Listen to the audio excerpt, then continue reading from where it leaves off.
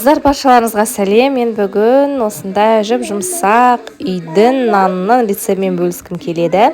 Осындай өте жұмсақ болып шығады, тәтті болып шығады. Егер де қантын көбірек қоссаңыздар, жасалу өте оңай, ең бастысы сол маған өте қатты ұнайды. Ендеше жасап көрейік. Алдыменен бізге жылы су қажет болады. Мен кәдімгідей кесеменен өлшедім, үйдегі шай ішетін пиаламен. Осылайынан 3 кесе жаңағы жылы су құясыздар. Қажетті ингредиенттерді мен астына жазып көрсетіп кеттім. Енді осыған біз қантымызды қосамыз. Қанттан кейін тұз қосамыз.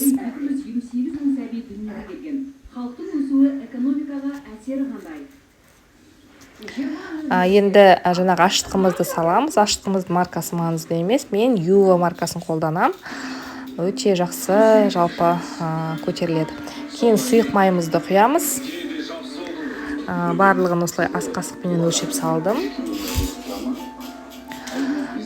Кейін жұмыртқа, енді қараңыздар қыздар, жалпы рецепт бойынша 2 жұмыртқа, мен 1 жұмыртқаны толығымен жардым, ал екінші жұмыртқаны тек қана ақ уызын қосында, сары уызын сыртына жағуға алып қалдым. Сіздер де солай жасаңыздар, бір жағынан үнемді, екінші жағынан жалпы нанның ішінде ол қатты бұлай білінбейді. Барлығын венчикпен араластырасыздар, кейін осының үстіне ұнымызды салатын боламыз.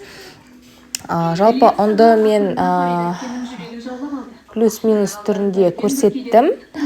Себебі әркімнің үйіндегі ұны әртүрлі болады. Сортқа байланысты, сол себепті қолға жабыспайтындай етіп басты үйлеуіңіз керек. Бірақ тым қатты көп ұнды қоспаңыздар, себебі қатты болып қалса, онда нандарыңыз қатты болып шығады. Сол себепті шамасына қарай қолға жабыспайтындай етіп аз-аздан қосып отырып, жалпы ұнды жасағандарыңыз дұрыс болады. Кейін елеп болған нанымызды жылы жерге 40 минутке қоясыздар. Өте жылдам көтеріледі қыздар, 40 минуттың ішінде үлкен жаңағы нан күшті көтеріліп шығады.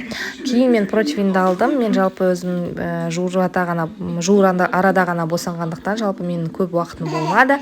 2 баламенен үлгере алмай жаттым. Сол себепті де нанымызды аламыздағы тез-тез осылай противинге саламыз. Нанның формасын әртүрлі етіп салуға болады. Менің енді уақытым аз болғандықтан, жаңағы телефон артынан балам жылап тұрғандықтан тез-тез жасаған болатынмын. Менің басты мақсатым сіздерге осы тәтті рецептпен бөліскім келді. Себебі ылғи үйде пісірем. Ол өте дәмді, өте жұмсақ, және ең бастысы өте тез дайындалады, өте тез көтеріледі, ешқандай артық ештеңе жасаудың қажеті жоқ. Осылайынан бір жаңағы жасаған қамырдан 2 осындай нан шығады. Осылайынан формасын қолменен тез-тез жасап, үстіне жаңағы пышақпенен жырықтар жасайсыздардағы жұмыртқаның сарысын бетіне жағасыздар. Егер де үйде жаңағы күнжіт болса, үстіне күнжіт себуге болады. Қара зере болса, үстіне қара зере себуге болады. Қаласаңыздар мак себуге болады. Өздеріңіз жалпы сыртынан не ұнатасыздар, соны себуге болады. Мен жай ғана жұмыртқаның сарысын ғана жақтым. Жұмыртқаның сарысын жағасыздарда 200 градуста, тіпті 180 градуста да пісіруге болады, бірақ мен 200 градуста пісірем. 200 градуста шамаменен жарты сағатта пісіресіздер, бірақ қарап отырыңыздар, қатты күйіп кетпесін.